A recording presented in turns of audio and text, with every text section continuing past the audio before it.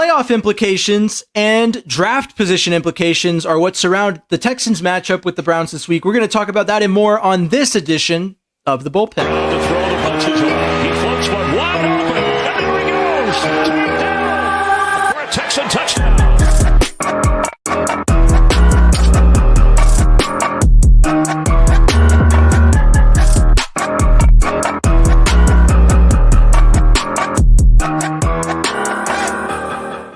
Hello, and welcome to this edition of The Bullpen. I am James Roy, and this is Tom Chavarria, and the Browns are coming to town. It's weird because they came to town last year, and so I was pretty sure, I don't know who's doing the scheduling or what happened, but we get to see them again, this time without Deshaun Watson, who did not have a good go of it last year, so it's probably better for the Browns.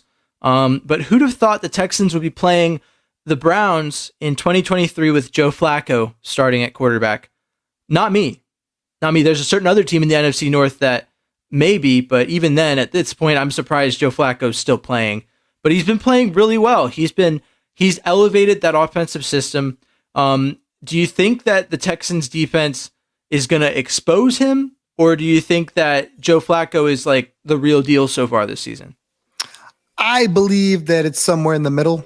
I think that he is a serviceable quarterback, much like Case Keenum was last week.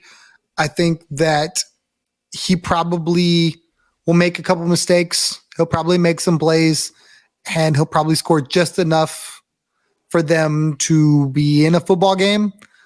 I do think he's 30-something, 38, 39, whatever, and I do think his best football is behind him. And I think if we can get, or if the Texans can get the pass rush that they had in Tennessee and just bring that home, I think Joe Flacco could be in for a long day because they had 7 sacks, and that's a lot for an old guy.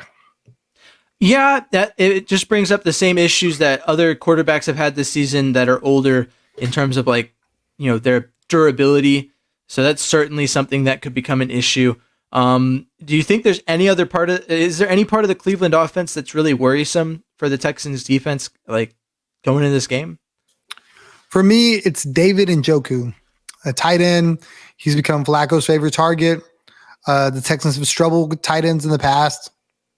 Amari Cooper is a name, and he had some big plays in this past week to where they turned around and won. He can be dangerous, but I like what the secondary has been able to do with some premium wide receivers.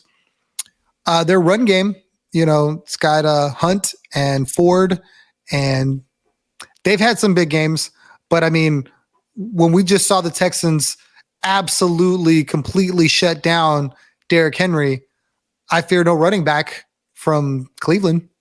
I hope I don't jinx anything, but the Texans' run defense has been premium. It has been one of the big reasons why this Texans defense has been able to perform as well as it has.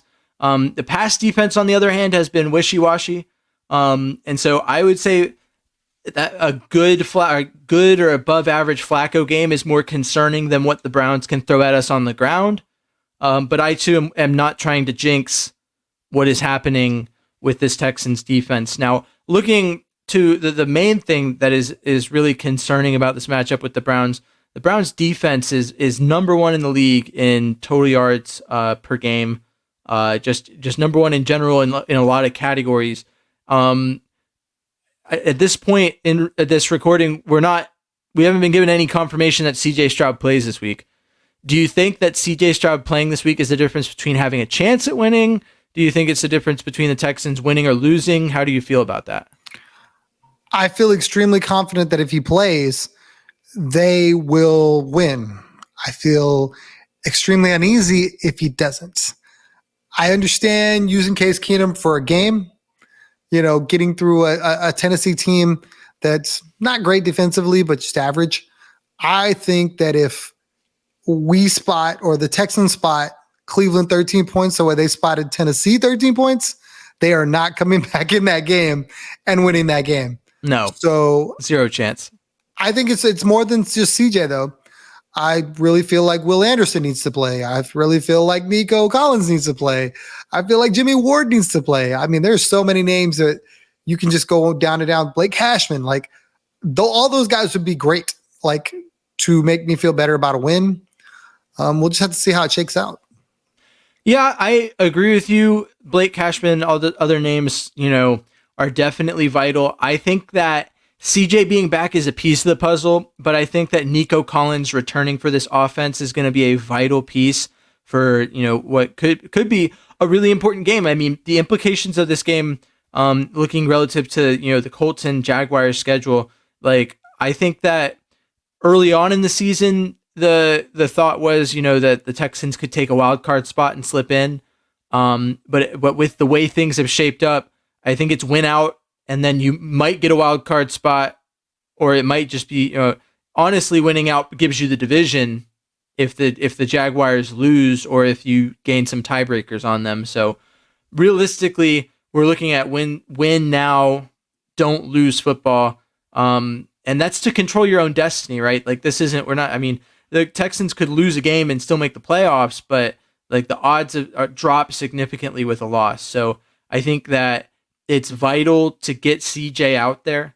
Now there's been a school of thought that's been thrown around. It's common with these kind of things where people are like, well, if CJ gets cleared from concussion protocol, but isn't 100%, he shouldn't play. Do you agree with that train of thought? Or is it CJ's cleared to go, send him out there? I don't think he has any other lingering issues other than the concussion. So I think if you're clearing him, it's saying that he's healthy enough or he's over the concussion.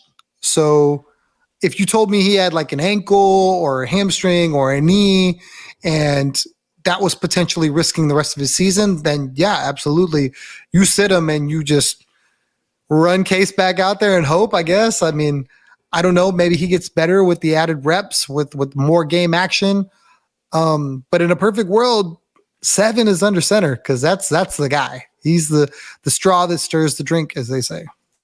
Yeah, and I guess that brings up another point. So if Stroud is back and Collins doesn't play, Noah Brown has had some stellar games. His worst game probably was against the Jets, and that was a defense that kind of blanket covered him, like just basically put a shroud over him and said, no, not open. So do you think that the Browns defense is capable of this? They are a top tier defense. I think that the Jets secondary is touted as a bit better than the Browns secondary in terms of how they perform, but I don't know. What are your thoughts on that? The more and more I watch the Texans, the more and more I think about how different the game was for the Jets week to week. I really put a lot of stock in the conditions of that field and the conditions weather-wise as to why the Texans played so poorly in New Jersey. I do believe there is something to seeing other guys get injured and playing like you're on eggshells. A lot of guys went out of that game. I think when you think about a wide receiver and you see Nico goes down with a calf injury, now it's in the back of your head. Like, I got to be careful. Like, if I step the wrong way, I'm going to go down too. And then you see Noah Brown come in the next week and look like a totally different receiver. You spoke to the separation in our last episode.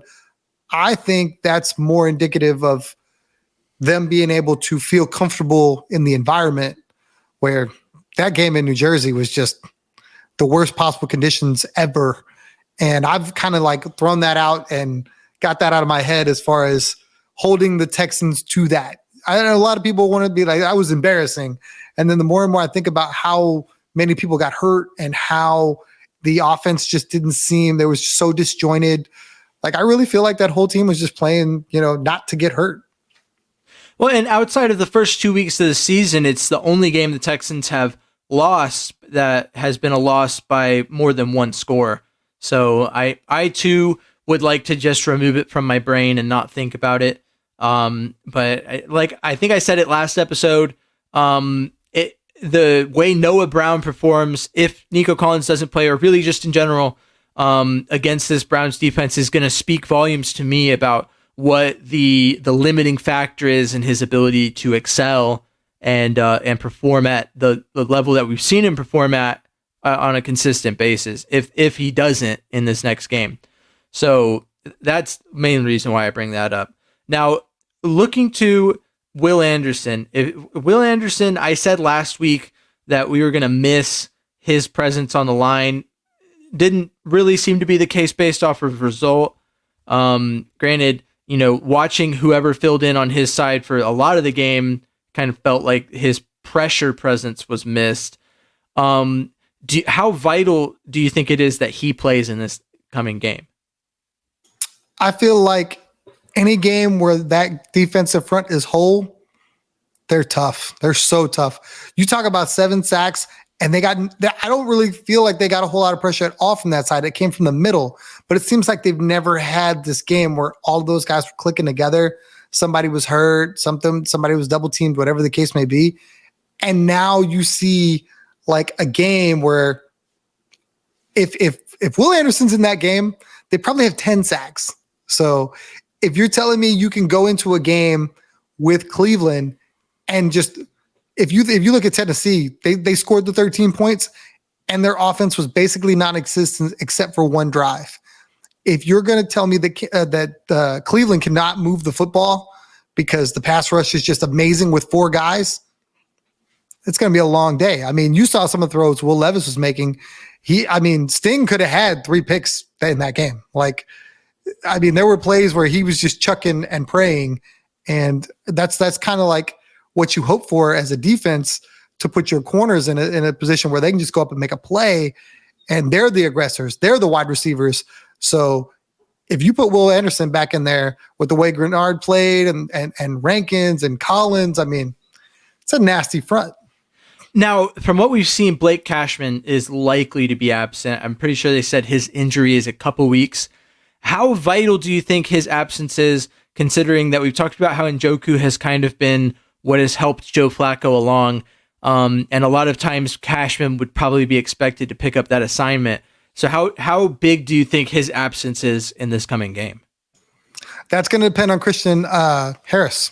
He played some amazing football in Tennessee. There was 3 or 4 different plays where they rolled Derrick Henry out into the flat thinking, we're just going to get him out of space, let him go. And Christian Harris was waiting on him and put his hat on him and then let him know he was there. And if he's going to be able to do that with Njoku, who I think, he's a bigger guy, but I think he could match up with similarly.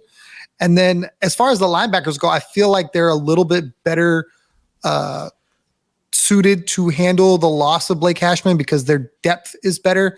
You talk about a guy like Henry To'oTo'o, Perryman, Harris. I think that the linebacking core is pretty solid. So I don't necessarily worry too much about, you miss Cashman, no question.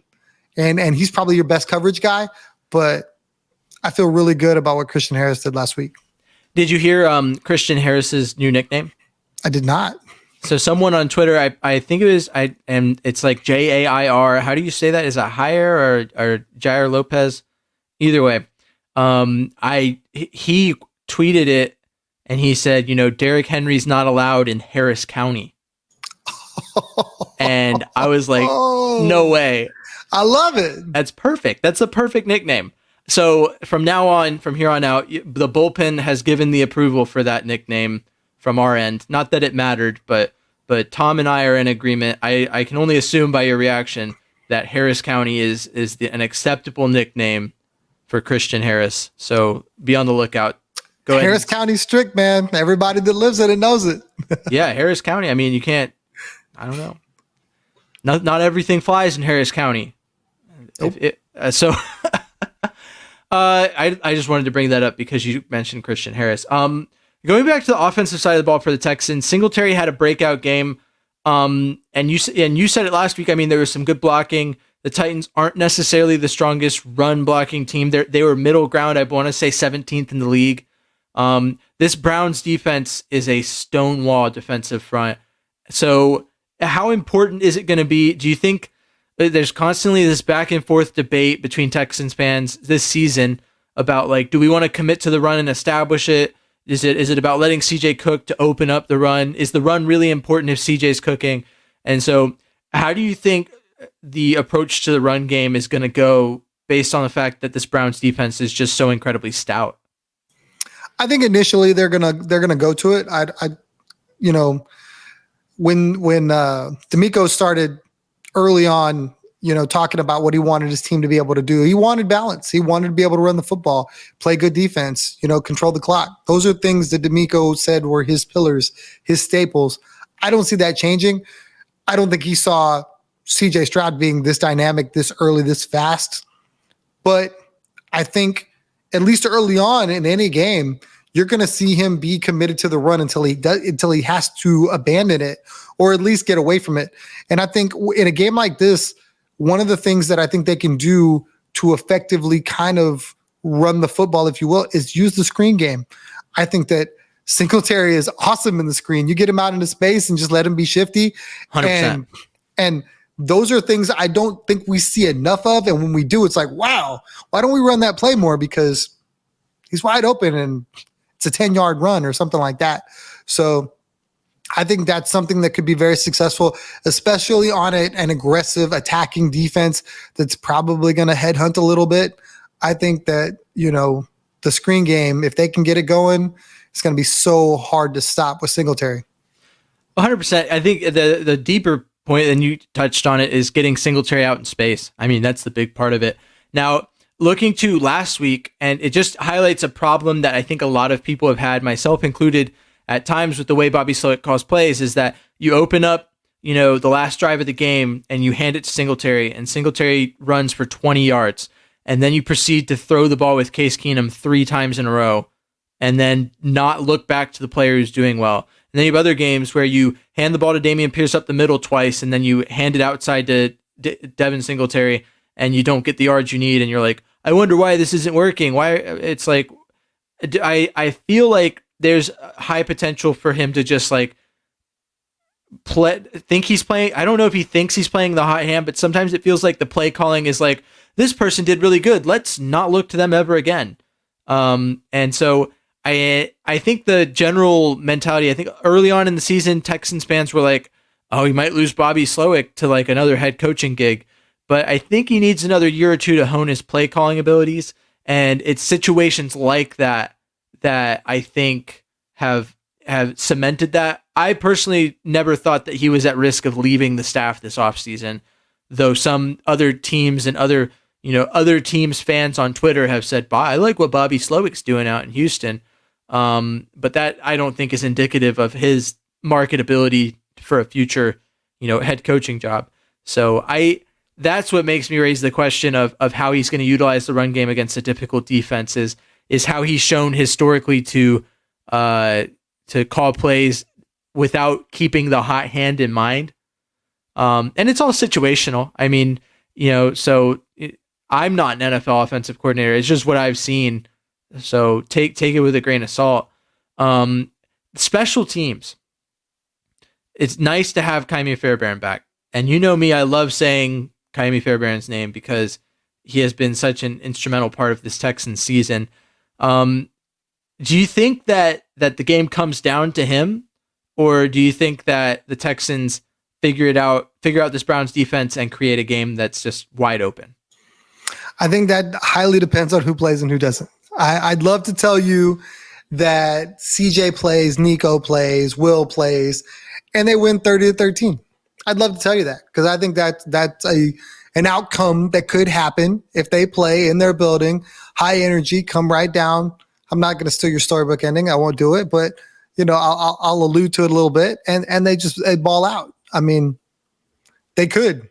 However, it could also be Case Keenum out there. It could be a defensive battle where it's 3-3 in the fourth quarter or something like that, and Kaimi's got to make a 55-yarder. I don't know. It's really going to depend on what we see, who suits up on Sunday. I do want to get back to the Bobby Slowick thing because I don't think it's fair. Oh, okay. This is a rookie offensive coordinator, first year calling, and I think the fan base as a whole holds him to an incredibly high standard. Because he's shown he can meet it. Doesn't work like that. You show up to a new job. You do some stuff that they didn't expect you to do. You still get to be the new guy. You don't get to not be the new guy. I think that Bobby Slowick has got to be allowed to make some mistakes. I mean, I get it. He's done fantastic. And I think you're right. I don't think he's going anywhere. I don't think he wants to go anywhere. I don't think people are going to call him and interview him with 1 year of offensive coordinator under his belt and go, you know what? Let's make him the coach. No, they're gonna want to see him like put together a system, and then potentially, as I say that, D'Amico wasn't a defensive coordinator that long, but it was 2 years, which I think is the amount of time. I mean, I agree with you. I agree that the standard's high, and it is, and that's why I love having you here, Tom, to knock me back down to earth. You know, when I get on this, you know, it's happened once, it can happen again, and then you go, James, he's a first year offensive coordinator. You've had to do that with me over CJ too. And I see that. I mean, I understand that he's fresh, he's new. Sometimes I don't think about it when I talk about him, but I think that's a good thing. I think that when we're talking about guys like that, we're not going to get him fired over this. Like me talking about him this way, it just shows that I have that confidence in him to do his job because he's done it at that level before. Now, when he gets to the point where he's doing it consistently and then he falls short, that's when it's a problem. Right now, it's not a problem. It's just the expectation in the short term has risen so high because of how many times he's shown that he can do the job properly and correctly, and lead, engineer comeback drives, engineer an offense that functions on all 8 cylinders and just really just pumps out the horsepower. So that's where I'm coming from on that. But I'm glad. Oh no, and I feel like year 3, it's a totally different conversation. I'm right there with you, holding him to the highest standard. Look, you've been doing this for 2 years now. You've had amazing success. Now we need to hold you to that higher standard. I mean, 12 games or 13 games into his offensive coordinator career, and we're going to go, bro, you can't make this mistake here. It's the same thing with CJ. CJ didn't have a great game in Jersey. And we would have tested that before he got nicked up. It was going to be probably the worst. I mean, I guess you'd call it the worst game of his career. 100%. But I mean, he didn't finish it, so who knows? But I can't say, well, he shouldn't have a game like that because he's been balling out all season. Anybody that does that, I kind of feel like there's got to be some give, man. I mean, for me, Mahomes will have a bad game. Allen will have a bad game. Dak will have a bad game, and fans will come for them. And you know what? Part of me is like, okay, this is 6-year, 7-year Dak or whatever. We're talking about 13 game CJ. Like, come on, let me get him a season under his belt. No, yeah, I agree. Like I said, thank you for always reminding me of that. I need it. But you did bring up the storybook ending, and I think it's as good a time as any to get into our predictions for this week. So I'd like to hear, what are your thoughts on how this game's going to end up? Well, I have to decide who's going to play in it, and that's going to be so tough because I want them all to play. Give a prediction based off both. Okay. If we get CJ Stroud and we get Nico Collins and we get Will Anderson, we get those 3, 30-13. That I love that number. I think they go out and they ball out. I think that it is clear, that locker room is on fire right now. I don't know if you saw the Jimmy Ward giving the pregame speech on CBS before the game, where he's like, I'm angry, I'm ticked off. That's him. That's always him. He's just I love on that. it. But you know what I mean? Like that's what they need. We're 8-6. Like he was in there. We're 7-6. And he's like, I've been doubted my whole life. The whole thing. For everybody who hadn't seen it, please go look it up. I'm sure it's on YouTube somewhere. I mean, you give me 7 back, you give me Will Anderson back, and you think they're not going to be fired up to go play? Oh man, I think they put up some great numbers. On the flip side, if we get Case and we get who'd you say, Sanders, and we get I guess Bobby Trees and Noah Brown, then it's probably going to be like 16-13 or something like that, or maybe it's 20-17. I don't know. It's a field goal at that point. All right, yeah, no, I agree with that. If we have CJ and like most of the guys back, I'm gonna go with like 17-10 for the Texans. If we don't, I probably drop it down to like 13. I'm trying to find the difference there. 13-10, because I feel like the defense is pretty consistent in that. I'm mainly just looking at the difference in the offense based off of who's back from injury and who's not. So you're saying CJ, Nico, and Will equal 4 points? Something like that. I mean, that's about where I'm at. I don't want to, and this is the same dilemma that you run into like last week with the Titans, but on a larger scale, which is that people looked at the injuries and who was playing, and they didn't want to like just disrespect the Titans and just be like, oh, well, we're just going to go out there and spank them, without CJ. So, but even with CJ against this Browns defense, I'm not going to go out there and say that we're going to crush them. I'd love for your score prediction to come to fruition. But that's just, I don't know. I don't see it happening that way. So, yeah. And then without them 13-10 with 17-10, the storybook ending is pretty similar. It's, 2 minutes left in the game. Texans get the ball back. And, if it's CJ's just, we're Singletary, we're running the clock down. The Browns try and stop it. We get a first down and we're eating through the clock. And then with like 45 seconds left, a minute 45, something like that, CJ drops back and just unloads one to Noah Brown and just puts a touchdown up. Just, doesn't really, there wasn't what was drawn up. CJ had to scramble and get out there, and Noah Brown just catches an open pocket and just gets out there. If it's Case, it's similar to last week. It's like one big play to Singletary, and then we're like sitting there meandering, and then Fairbairn has to kick like a 60-yard field goal to win the game. So that 60. Yeah, I just got to, that's, the Hollywood in me. Adding a little shock value, probably closer to 55, 54, what he did last week. I mean, he's in the dome. He's in NRG. And I hope he's kicking it at me because that'll be pretty cool. But yeah, that's wild.